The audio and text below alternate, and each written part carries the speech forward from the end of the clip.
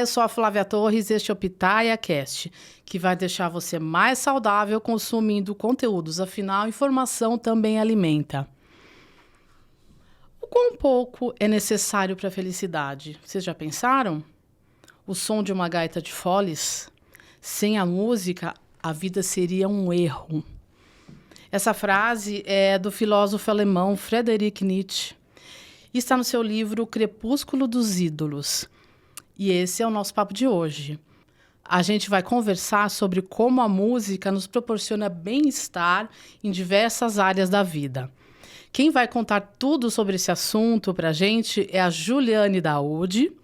Ela é cantora, atriz, produtora, professora de canto, diretora executiva e sócia da Maestro Entretenimento, pós-graduada em interpretação para teatro pela Escola Célia Helena, certificada nos métodos Somatic Voice Work da Baldwin University e em belting contemporâneo pelo estúdio Marconi Araújo. Obrigada por ter vindo, Juliane. Querida, que prazer estar aqui, que delícia. Prazer é todo meu. E eu aproveito para pedir para você deixar o seu like aqui no vídeo e se inscrever no canal para receber informações sobre saúde, bem-estar e alimentação.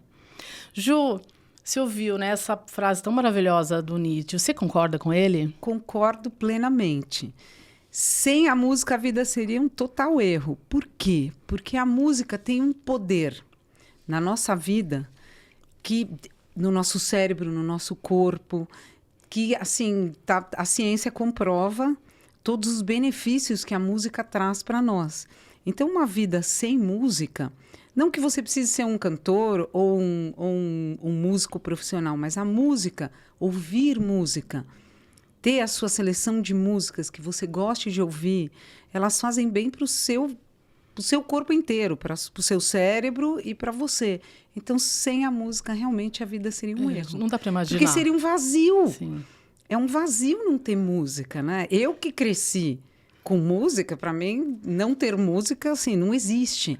Tudo para mim tem música. Eu tenho os momentos de música. Então, por exemplo, de manhã eu gosto de ouvir coisas mais leves, mais suaves. Eu sento ao piano antes dos alunos chegarem. Eu toco um pouco, então eu vou tocar uma bossa, eu vou tocar coisas mais suaves, músicas clássicas. Estudo. Quando eu sento para estudar piano, eu gosto de tocar Clair de Lune, eu gosto de tocar coisas que alimentem a minha alma. No dia a dia, eu escuto de tudo, porque eu tenho alunos que cantam desde samba, pagode, a Billie Eilish, a música clássica. Então, o meu dia é recheado de músicas diversas. E isso é incrível, né? É assim, na hora de malhar, por exemplo, eu sou uma pessoa que... É engraçado, né?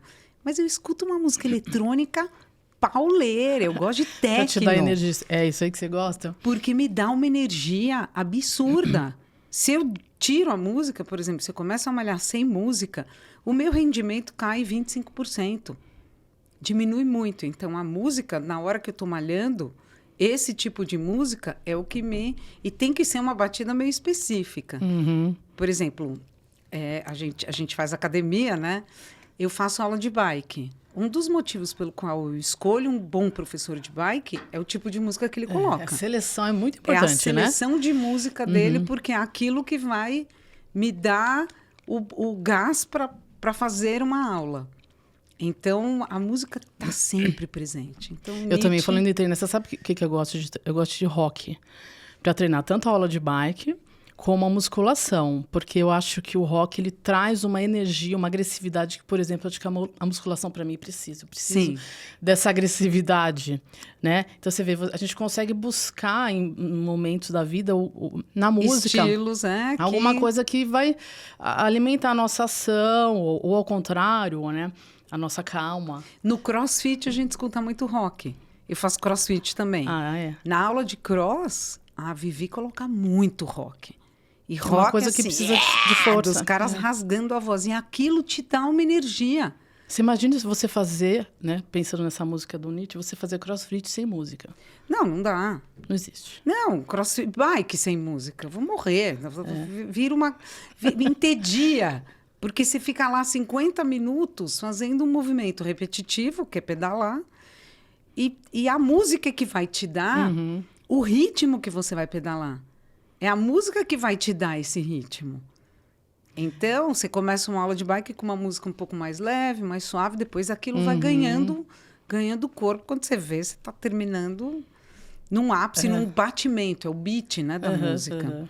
Muito bom. E, Ju, conta um pouco, como começou a tua relação com a música? Então, eu comecei a estudar canto com 14 anos, canto e violão. Então, comecei pelo violão, que eu queria ser Maria Bethânia, gente. Meu sonho era ser... Clássico ou popular? Eu fazia popular, porque meu sonho era cantar. Cantar era como ser seus Bethânia, ídolos. que nem como meus ídolos. Uhum. Minha ídola amor era Bethânia, Tina Turner. Eu tinha algumas ídolas. Imagina, Tina Turner. Aí eu fui para uma professora de canto, cheguei na professora de canto, tal, abri a boca, ela falou: sua voz é lírica, sua voz é erudita. Você tem que fazer aula com a minha prima, que é cantora lírica. Eu falava, mas esse não é meu universo. Mas, se ela está falando, né? Cheguei na minha casa, contei para meus pais. A professora falou que minha voz é lírica para eu estudar com a prima dela, que é professora de canto lírico. Aí todo mundo achou o máximo, e eu também, né? Porque era uma coisa completamente diferenciada. Mas até então você tinha contato com música lírica? Nada, nenhum. Na minha família, ninguém tinha contato com música, com ópera, com nada de música clássica, mas sempre muita música. Eu cresci no meio de muita música, mas assim, os standards do jazz, a música popular brasileira, muita Elis, muita... Então, assim, eu cresci recheada de músicas boas, mas não o canto lírico. E aí, mas eu fiquei curiosa.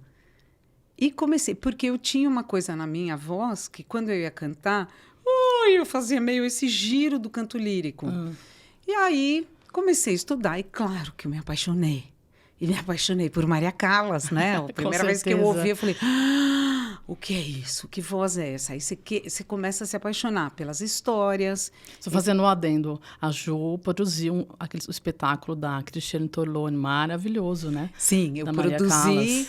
Você vê que olha só de onde vem o amor, a paixão, né? E onde ela te leva, né? Não, e foi muito, muito louco, porque o meu primeiro espetáculo profissional foi Masterclass, foi esse mesmo espetáculo que eu fiz com a Torlone 20 anos depois, com a Marília Pêra. Maravilhoso. Foi a primeira audição profissional que eu fiz e eu fui aceita para fazer o papel, um personagem que era uma aluna da Maria Callas. Então, essa minha paixão, que começou lá aos 14, virou... Tá percorrendo a tua vida, né? Percorrendo minha vida. Hoje eu tenho tatuada aqui. Eu tinha uma cachorra chamada Maria Callas. Quando ela faleceu, eu tatuei Maria Callas com a assinatura da própria Callas mesmo e um MC. E aí eu comecei no canto lírico, você vai se apaixonando, é um universo fascinante. As histórias, as óperas. Então, você começa a mergulhar na música, na complexidade. E isso foi... E aí meu caminho foi seguindo por esse lado. Tanto que eu fui estudar tudo particular, eu fui estudar canto, eu fui estudar a teoria musical, o instrumento. E aí eu fui fazer teatro. Porque quando você vê uma Callas em cena, você fala, meu Deus, acima de tudo, além da voz de tudo, ela é uma grande atriz. Sim, e precisa, né, Ju? Precisa. Você precisa de expressão corporal. Sim. Assim, eu canto em coral, canto no Coral USP, e eu sinto falta da expressão. A gente ainda não sabe o que fazer com os braços, por exemplo. Sim. Quando canta. E a gente tem que trabalhar, tem que ter um trabalho. Por exemplo, seria interessante o Coral USP ter uma professora que desse que fizesse esse trabalho de corpo. Porque é necessário. A gente não nasce sabendo. Tem gente que automaticamente consegue fazer, mas normalmente a gente vai para uma escola, ou vai estudar, ou vai numa aula de um profissional. Então, hoje tem muitos profissionais super capacitados para trabalhar em toda essa parte corporal. Inclusive, porque a gente tem hoje em dia os musicais. E tem os professores de corpo, que preparam as pessoas, não só para dançar, não é só a dança. Prepara corporalmente a expressão corporal desse personagem. O que esse personagem está dizendo? Então, tem que estar tudo ali, né? Você está contando uma história. E você estava falando, aí você foi... A sua trajetória, você foi fazer teatro. Aí fui fazer teatro, fui para Célia Helena. Aí resolvi morar... Aí fui... Comecei atrás de tudo. Fiz uma audição para fazer um curso fora do Brasil, na Itália, um curso que a Juilliard estava montando com um professor que tinha sido professor da Barbara Hendricks na Juilliard. E fui aceita. Aí fui para Spoleto, que era a Juilliard é de Nova York, e estava dando um curso na Itália, numa cidade chamada Spoleto, que tem festival de artes, de música. Fui estudar lá. Aí falei, não quero ir embora daqui, não. Aí, de lá, eu fui fazer uma audição para estudar com um dos maiores tenores do mundo, Carlo Bergonzi, que inclusive cantou com Maria Callas. E aí fui aceita para a academia, porque eram, 15 alunos na academia dele.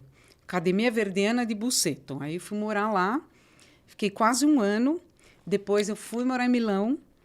Fiquei estudando, entrei na Escola Musical de Milão, sempre estudando, sempre fazendo aula daqui e ali, buscando os melhores cursos. E aí eu vim para o Brasil de férias. Eu tinha acabado de entrar no Conservatório Giuseppe Verdi, de Milão. Ia ficar lá morando. Voltei de férias para o Brasil, aí me chamaram para fazer uma matéria para uma revista, para a Folha de São Paulo, que não tinha nada a ver com música. Era falar sobre manteigas e margarinas. Só que essa matéria saiu ali na Folha e saiu minha foto na primeira página. Mas você fez essa matéria na Manteigas e Margarinas da Itália? Não, aqui no Brasil. Uma amiga minha era jornalista e falou, você não quer me dar essa entrevista? Eu falei, gente, eu não sou uma especialista, mas vamos lá, vou provar manteigas e margarinas e vou te dizer o que é melhor. E aí ela fez essa matéria. Esqueci de falar que logo que eu comecei, antes até de cantar, eu fazia sapateado. Eu fiz sapateado durante quase 10 anos na Kika Tap Center. Eu comecei aos 12 anos. Antes disso, eu comecei um balé clássico, que era na minha rua, que tinha a Dona Kitty. Eu morava na Maestro Elias Lobo, ali no Jardim Paulista. Na esquina, 2 quadras da minha casa, tinha uma das maiores escolas de balé clássico. Mas eu confesso que eu detestava o balé clássico. E eu implorava, mãe, eu não quero fazer, eu não quero. Porque minha mãe falava, não, temos que trabalhar postura, filha, é importante, fazer uma coisa de dança. Eu falava, mãe, eu não gosto, me deixa fazer sapateado. Porque aí algumas amigas da escola começaram a fazer sapateado, e aí eu fui. E nos shows de sapateado eu comecei a cantar. Então tem toda uma conexão aí. Tem as coisas foram as coisas foram acontecendo, né? Foram exatamente. Se cruzando e acontecendo. Foi tudo. Legal. Tudo foi. Por quê? Porque eu era curiosa, eu tinha vontade, eu queria. Então, por exemplo, o sapateado, a coisa do ritmo, né? O bater do pé, o taca, taca, taca, taca, taca. Então, tudo isso veio. Tanto que uma das coisas que eu tenho muito forte em mim é o ritmo.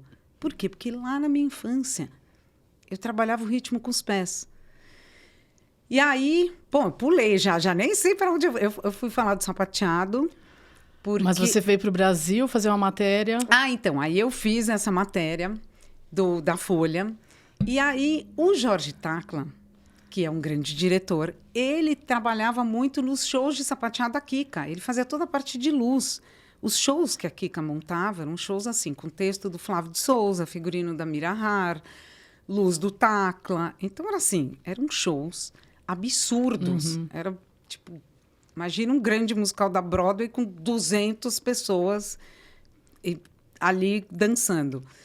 E aí, quando o Jorge viu a minha foto, ele me chamou para fazer essa audição para o espetáculo sobre a vida da Maria Callas com Marília Pêra. Então, foi toda essa conexão. Você vê que tudo vai se conectando, né? A gente vai... Você está, às vezes, num lugar, de repente, a vida te leva para outro.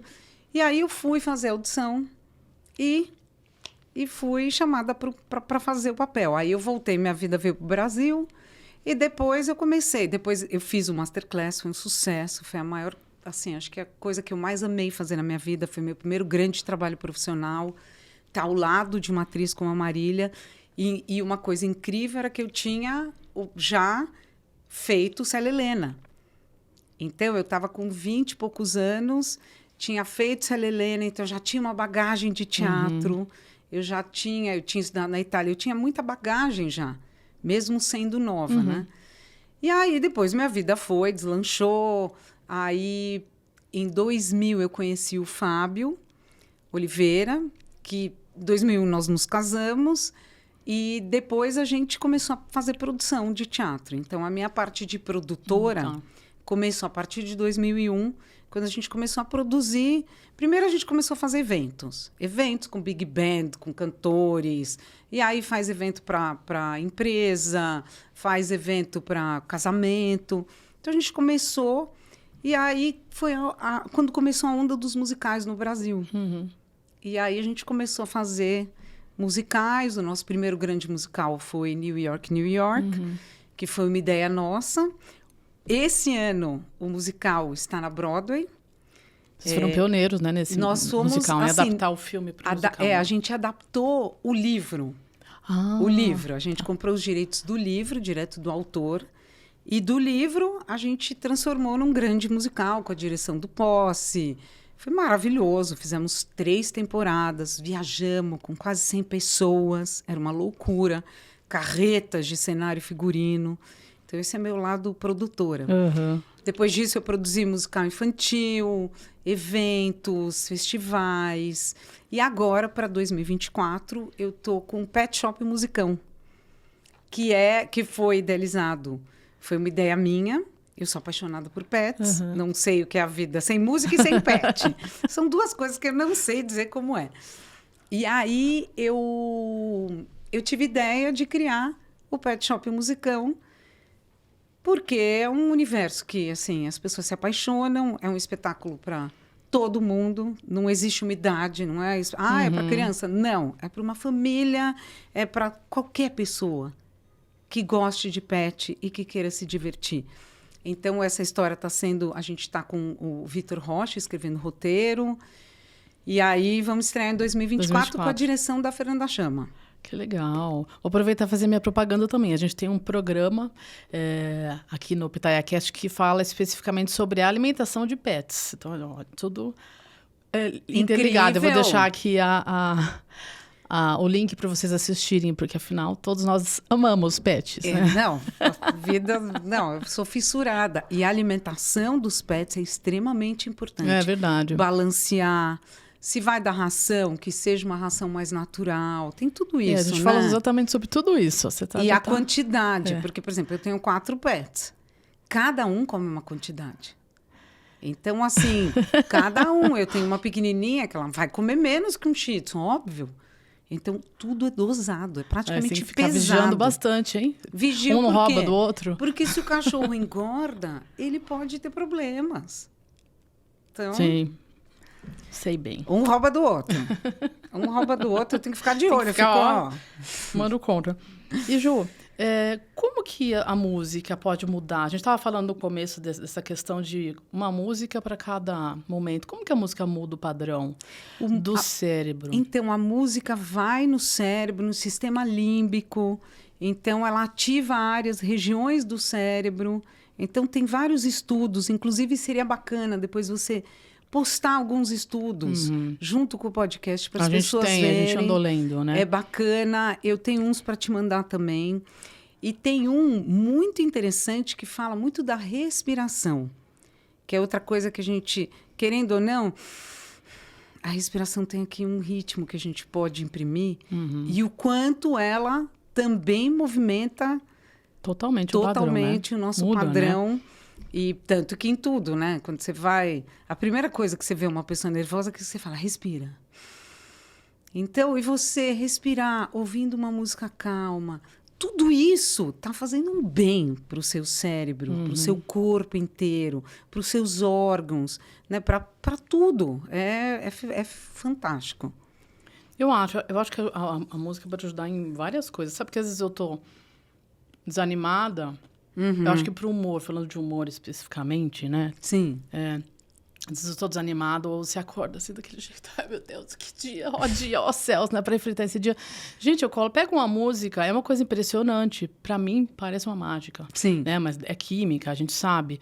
Mas eu coloco uma música alegre de manhã. Às vezes você tá na cama assim, você pega o celular assim, liga uma musiquinha, de repente você levanta, Exatamente. Esse tipo de... Acontece com você também? Sim, esse tipo de mudança? sim, assim? completamente. É aquilo, você começa, teu cérebro vai para outro lugar. A grande verdade é que eu sinto que a música tem o poder de, se você está aqui num estado, você começa a ouvir música, você vai para um outro estado. É verdade. Ela te leva para outro lugar. Então, isso é incrível. E eu vejo, por exemplo, meus alunos, às vezes o aluno chega lá exausto, cansado, reclamando. E aí eu falo, vamos aquecer essa voz, vambora. Começa a aquecer, ainda fica meio, ai, que saco, tem que aquecer. Sim, o aquecimento faz parte. É a mesma coisa que você vai correr. Você não vai subir numa esteira e sair correndo. Você precisa aquecer o seu corpo, precisa alongar. Então, o aquecimento vocal é um stretching da voz, né? Uhum. E aí, quando o aluno começa a cantar, ele sai... Aquele estado que ele chega é completamente diferente do estado que ele vai embora. Ele sai e fala, meu Deus, esse é o melhor momento do meu dia, é o melhor momento da minha semana. Eu recebo direto essas mensagens. Nossa, Ju, eu não tenho como te agradecer por mais uma aula incrível. Não, assim, é impressionante como a música me transforma, como depois reverbera na minha semana inteira. Então, é isso. Aí eu estou falando de quem canta, mas qualquer pessoa pode usar disso. A música está aí, disponível. Hoje a gente tem todas essas plataformas que você pode escutar de tudo. Só se permita ouvir. É verdade. Você acha que cantar melhora as relações sociais também? Com certeza. Com certeza, porque você está trabalhando uma das coisas da comunicação, né? A voz é comunicação, a gente está aqui se comunicando. A hora que você começa a cuidar da sua voz para cantar, porque, claro, que para cantar a gente quer uma voz saudável. Então, dentro de uma aula de canto, você tem que cuidar da voz. Então, eu indico meus alunos fazerem inalação, a própria hidratação, a postura corporal. Você sabe que a nossa postura corporal muda completamente também o nosso estado. Se eu fico numa postura assim, que o meu corpo está enviando para o meu cérebro? Ah, ela está triste hoje. Vai dormir. Nossa, você está falando... Né? Exatamente. A hora que a gente organiza a nossa postura. A gente já está se corrigindo. E eu pego aqui no pé dos alunos, tanto que eles falam, eu lembro de você a semana inteira. Toda vez que eu estou assim, a Ju eu pego no pé. Tem alunos que eu ponho um negócio aqui atrás para eles passarem, para eles abrirem essa região. Porque a gente tende a fechar. Ainda mais quem é mais tímido, quem é mais envergonhado. Então, essa abertura. E aí, a música vai... né? A pessoa organiza o corpo, começa a cantar, começa a cuidar da voz. Então, ela começa a cuidar dela mesma. A partir do momento que você tem a música ali, está cantando, está fazendo aula de canto, você começa a ter uma preocupação no seu dia a dia, na sua voz. Eu estou dando aula para a Mara Gabrilli, para a senadora. Maravilhosa, a Mara tem uma história de vida. Sim, eu conheço a Mara antes do acidente. E Mara um dia me mandou mensagem, num domingo, Ju, pelo amor de Deus, eu quero cantar. Eu conseguia cantar músicas que eu não estou conseguindo mais alcançar as notas. Eu preciso cuidar da minha voz. E a Mara, ela tem, né, esse agravante. Ela teve uma traqueostomia durante o acidente. Então, ela teve que reaprender a respirar num corpo que ela não tem o movimento. Então, são várias questões. O pescoço, onde ela quebrou acho que C4 e C5, está bem atrás da laringe, está aqui atrás. Então, tudo isso influencia. E ontem ela me mandou mensagem que ela estava no Senado e ela foi falar, porque aí eu comecei desenvolver um trabalho e assim, tem que treinar? Tem que ter disciplina? Tem. Como tudo na vida. Você quer ser boa em alguma coisa? Mas pelo que a gente vê, ela tem muita disciplina e uma força de vontade fenomenal. Ela me manda vídeo todo dia dela fazendo os exercícios que eu dou.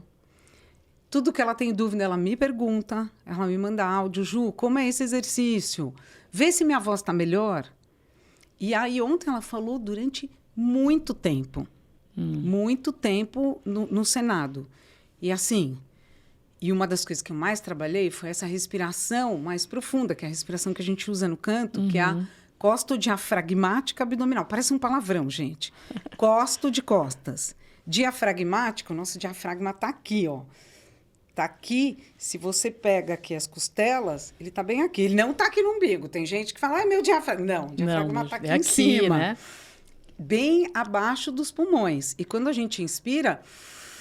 O diafragma baixa e ele empurra um pouco aqui os órgãos, a barriga um pouco para fora, né? Que os órgãos estão aqui, e aí a gente recolhe um pouco o umbigo e mantém essas costelas abertas. Então, é a costodiafragmática abdominal, sem subir os ombros. Porque no dia a dia a gente usa uma respiração um pouco mais clavicular aqui em cima, mais curtinha.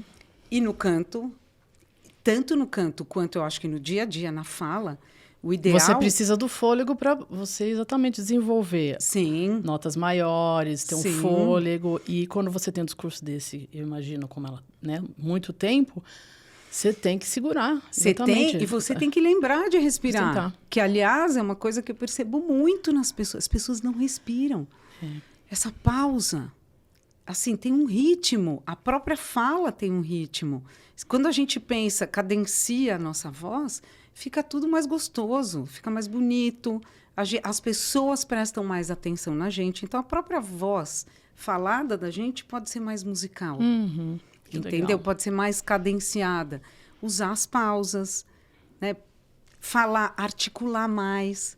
Tudo isso é música. É música. Você vê, até na nossa fala e no dia a dia existe a musicalidade, né? Sim. Por mais que a gente ainda não perceba, mas é legal, tão legal trabalhar essa percepção, né, da musicalidade, né, que tem o dia a dia, acho que a vida no dia a dia, exatamente. Tem, né? Ô, Ju, a música ajudou você em momentos difíceis, em algum momento difícil da sua vida? Desde que eu nasci, ajuda sempre, sempre. Eu acho que a música me salva de muitas... Eu sou uma pessoa que eu já tive depressão, trato, eu perdi uma irmã, então eu tenho um episódio aí de muita dor, de uma morte, inclusive acho que a música me salvou, eu cantei na missa da minha irmã. Imagina conseguir ter forças. Você ter essa força, porque isso tem que ter muita força, né? Foi assim, foi uma força absurda que eu consegui ter porque eu tinha a música do meu lado. Então, e depois disso, é engraçado, né? Porque as pessoas me viram ali, meu Deus, como a Ju tá conseguindo cantar e chorar ao mesmo tempo. Porque venhamos... É uma coisa bem complicada. Você, a hora que a gente chora, primeiro que assim, embarga toda a voz, você trava um pouco a garganta. Então, eu estava ali chorando, cantando. E depois disso, abriu um leque aí de muitas coisas vindo também, de muitos convites para cantar, de recitais, de eventos. Então, a vida foi a música que me tirou dessa depressão também, dessa morte. Foi na mesma época que eu me separei do meu ex-marido, que é o Fábio, que hoje é meu sócio, somos amigos, a gente se separou. E, aliás, é uma história engraçada, né? As pessoas falam, mas o seu ex-marido é seu sócio? Sim, porque...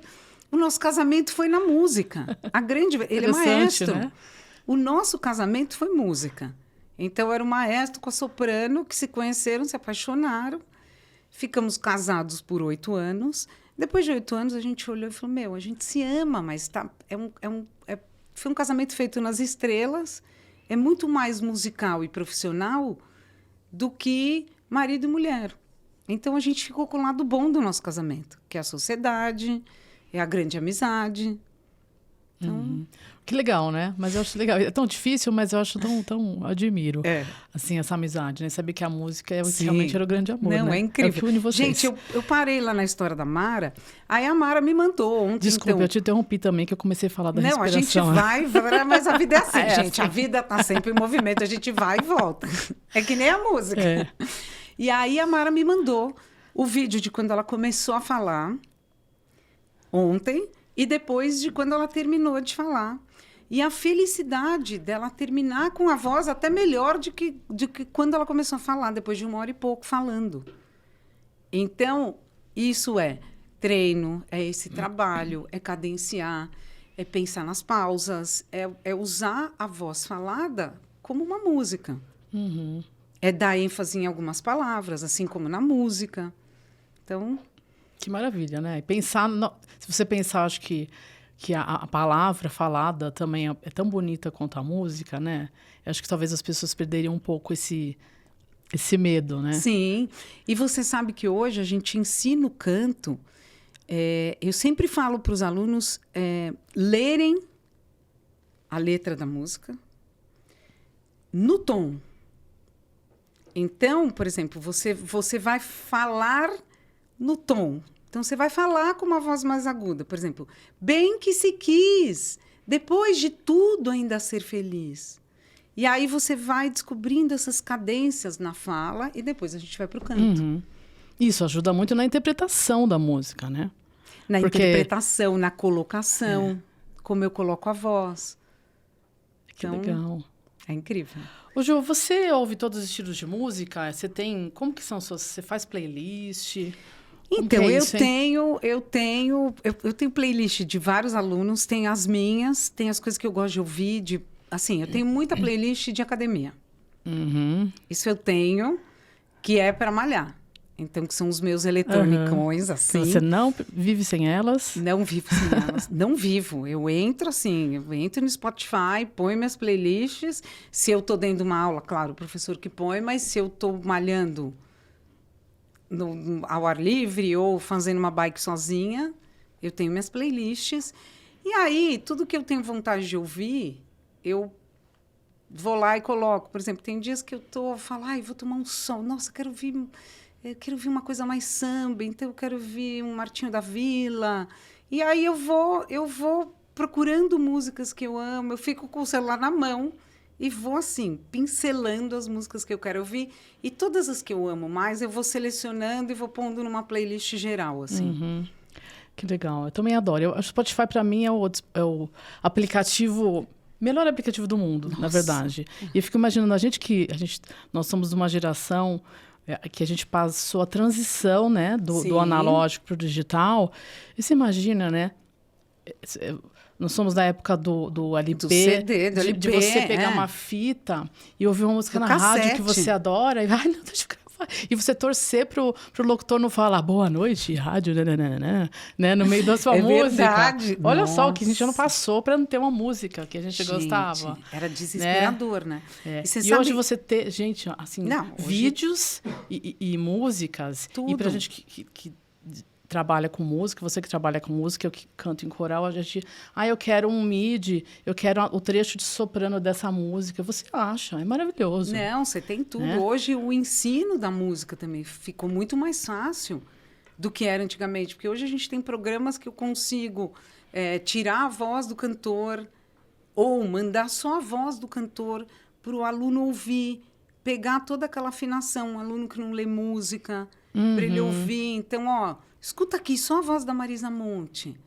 E aí, quando você vê, na aula seguinte, o aluno está afinadíssimo, porque ele pegou aquela referência muito bem, muito afinada, muito perfeita, e ele começa até a imitar ajustes de voz que aquele cantor faz. Né? Às vezes, você ouve tanto um cantor, quando você vê, você está fazendo igual.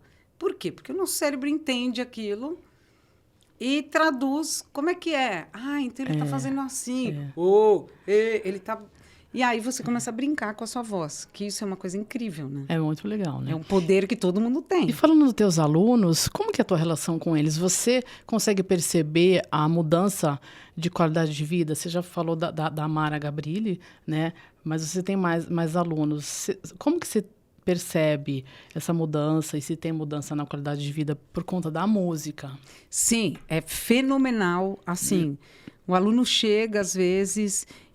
Eu tenho muitos adolescentes fazendo aula comigo. Que legal. E que, assim, eles chegam, eu começo a trabalhar. Claro que eu tenho toda uma didática, com muito carinho eu vou trabalhando. Então, eu escuto uma voz, eu entendo, assim, o que essa voz está precisando. o que eu preciso melhorar dessa voz, que vícios eu preciso tirar, que crenças eu preciso eliminar daí, porque todo mundo chega com crenças.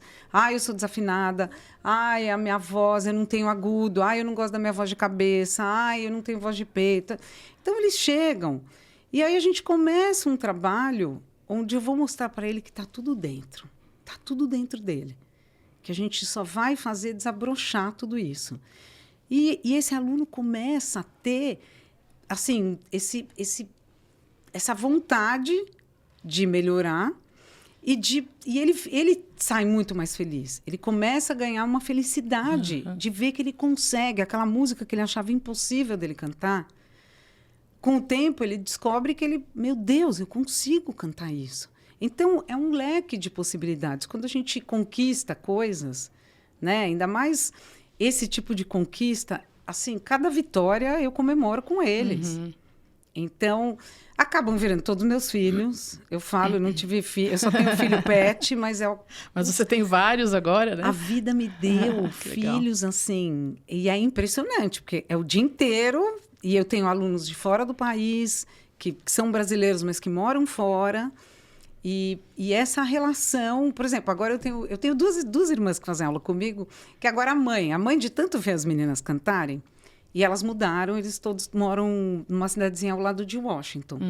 E as meninas não me largaram. Elas podiam fazer aula de canto com alguém lá. Não, a gente quer a Ju, a gente não quer largar a Ju. A mãe, de tanto ouvir as filhas, me mandou mensagem. Falou, Ju, eu também quero fazer aula. Vai começar essa semana. Então, assim, na mesma família, 3. Você está ampliando a música na família toda, né? Por quê? Porque começa a reverberar em todo mundo. Aí, por exemplo, acho porque a mudança também é visível. Você vê como... Totalmente. Como as pessoas percebem. Eu tenho um pai e uma filha. Um pai que é um mega advogado, sócio de uma das maiores... como é que chama de advocacia? Escritórios de advocacia. Dos maiores escritórios de advocacia. E ele queria fazer alguma coisa junto com a filha. Alguma aula que os dois fizessem juntos. Claro que eu tenho que trabalhar, eu consigo trabalhar algumas coisas junto e aí separado. Porque são vozes muito diferentes. Mas é incrível, porque é um momento pai e filha. É um momento dos dois juntos. Então, isso, você começa a ver, é tão lindo. Eu tenho a mãe e a filha, que também... Que é uma filha. A filha mora fora, a mãe mora no Brasil. Então, a gente faz online. E elas se juntam E elas se juntam. É um momento delas juntas comigo. E aí, eu sou muito falante, divertida, assim... Então, eu levo toda essa alegria, porque cantar para mim, assim, é um prazer. Quando você me perguntou o que é a música me salva. E na pandemia, ela me salvou. Porque eu não dava aula. Eu não dava. A pandemia me fez descobrir que eu podia ser uma grande professora. Que eu tinha esse dom, mas que eu tinha muito medo.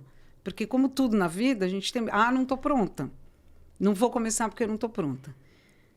Se você não começa, você nunca vai É verdade, você nunca vai saber. A verdade é que a gente nunca está pronta. E, gente, eu acompanho, a Ju posta uns vídeos muito legais. Esses são vídeos curtinhos, são alguns aquecimentos, alguns exercícios.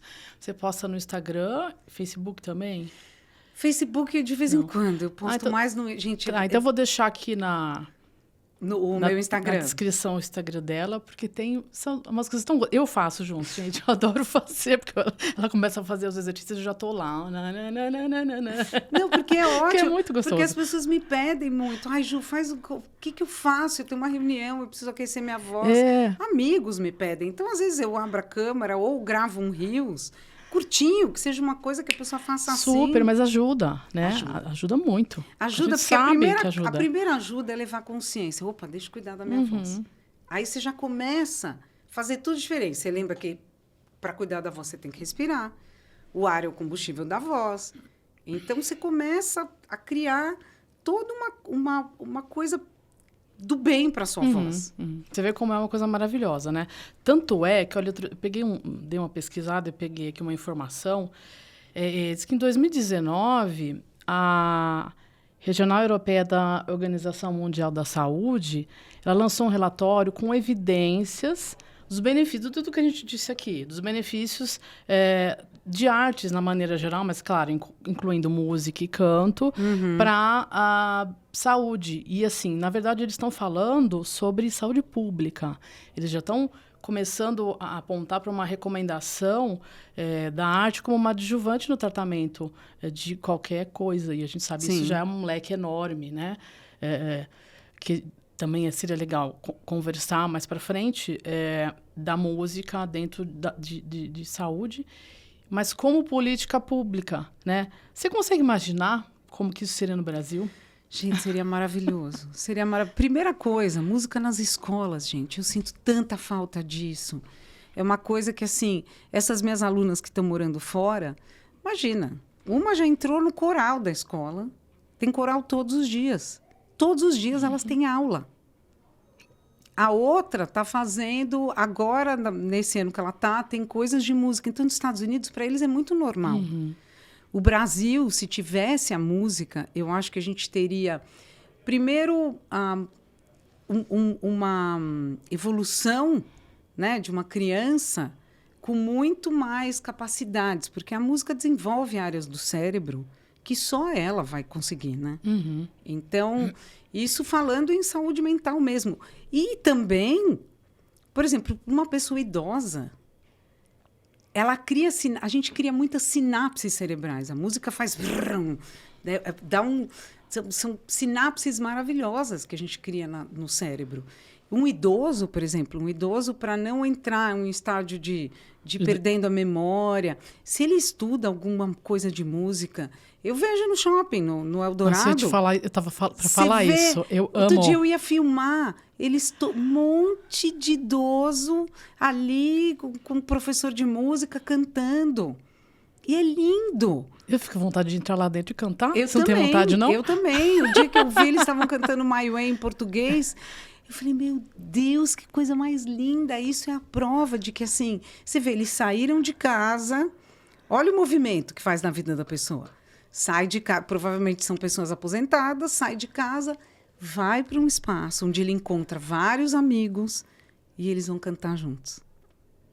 Exatamente. Então, isso é lindo demais. É maravilhoso. É saúde pública para todos. Por mais projetos como esse, né? Sim, mais na esfera pública, né? E não, Nossa. a gente vê muita coisa na esfera privada, mas teria que ter realmente muito mais. Sim, uma escola privada, tal, tem música, mas a esfera pública precisa ter essa acessibilidade, precisa chegar em todo mundo. Então, isso é uma coisa que eu sinto muita falta. Sim, é verdade. Hoje, com a internet, até chega em todo mundo, porque qualquer um tem um celular na mão e pode ir lá e tem milhões de vídeos de pessoas dando dica de como você faz isso, como você faz aquilo. Então, mas é óbvio que na escola é dessa diferente. prática, como a gente disse, o coral, você vai lá, sai de casa, se encontra com pessoas, pratica música. É todo um processo que você pode chamar de até um processo terapêutico. Exatamente. Né? Depois pega essa turma. Vamos assistir uma peça, vamos assistir um concerto. Então, você começa a ter uma vida em torno da música que é maravilhosa. É verdade. Ju, muito obrigada por ter conversado, por essas informações, por esse papo super agradável. Eu que te agradeço, querida. Que delícia, né? Muito bom, né? A gente vai encerrar o vídeo com a Ju cantando. A gente vai passar um vídeo aqui no encerramento. Eu aproveito para pedir para você deixar o seu like e se inscrever no canal, pois vem muita informação sobre saúde, bem-estar e alimentação. Um beijinho. Tchau, tchau. Você aceita o desafio? Aceito.